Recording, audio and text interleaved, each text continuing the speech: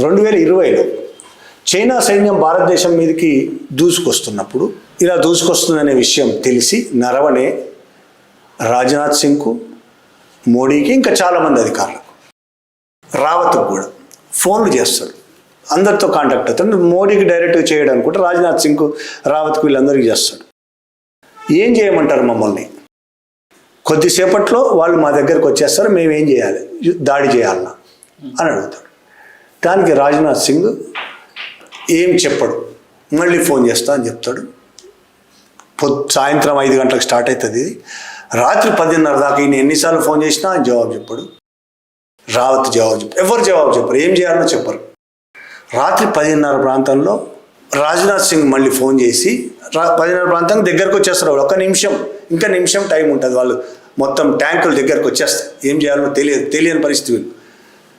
ఎందుకు ఏం చేయాలో తెలియదు అంటే వీళ్ళు ఏదో ఒకటి చేయొచ్చు కదా, కానీ అప్పటికి ఒక ప్రోటోకాల్ ఉన్నది. ఉన్నత అధికారులు చెప్పండి అంటే పైన ఉన్న వాళ్ళు, రాష్ట్రపతి, నిజం చెప్పాలంటే రాష్ట్రపతి చీఫ్ ఆఫ్ ఆర్మీ కాబట్టి రాష్ట్రపతి కానీ ప్రధానమంత్రి కానీ ఆర్డర్స్ ఇవ్వాలి.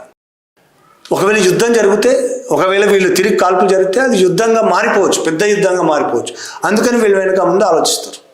పాకిస్తాన్ విషయంలో అలా ఆలోచించారు, వెంటనే దాడికి చేస్తారు. చైనా విషయంలో ఆ విధంగా ఆలోచిస్తారు, ఎందుకంటే ఈ ప్రోటోకాల్ ఉంది కాబట్టి. 10:30కు రాజ్నాథ్ సింగ్ ఫోన్ చేసి మోడీతో నేను మాట్లాడినా, మీకు ఏది సరైంది అనిపిస్తే చేయండి. అసలు ఏంటది, ఏది సరైంది అనిపిస్తే చేయడం ఏంటి? యుద్ధం చేయాలా వద్దా? ఆగిపోయి వాళ్ళు ఆక్రమించుకుంటారు చూడాలన్నా, లేదా యుద్ధం? అసలు ప్రధానమంత్రి క్లారిటీ ఇవ్వకూడదు, మన రక్షణ మంత్రి అసలు ఈ క్లారిటీ ఇవ్వకపోవడం ఏంది? ఆ విషయం రాసి నన్ను ఇరకాటంలో పడేశారు వాళ్ళు. ఏం చేయాలని అర్థం కాని పరిస్థితుల్లో సరైన, ఇక చాలా ఉంది దాని కథ, ఇంకోసారి దాని గురించి కూడా మాట్లాడుకుందాం. అది రాశాడు ఆయన. ఇది రాశాడు అని పార్లమెంటులో రాహుల్ గాంధీ చెప్పాడు. దాంతో పార్లమెంటు మొత్తం గందరగోళంగా తయారు. అప్పటికి మోడీ సభలో లేడు. గందరగోళంగా తయారైంది. బీజేపీ వాళ్ళు ఆయన మాట్లాడేయకుండా అడుగడుగున అడ్డుపడ్డారు. మొదలు పెట్టినప్పటి నుంచి చివరి దాకా అడుగడుగున అడ్డుపడ్డారు. రాజ్నాథ్ సింగ్ అడ్డుపడ్డాడు, అమిత్ షా అడ్డుపడ్డాడు. చిన్న వాళ్ళు కాదు, రాజ్నాథ్ సింగ్, అమిత్ షా లాంటి వాళ్ళే అడ్డుపడ్డారు. ఆయన మైక్ కట్ చేశారు స్పీకర్. ఆ విధంగా మాట్లాడడానికి వీల్లేదు.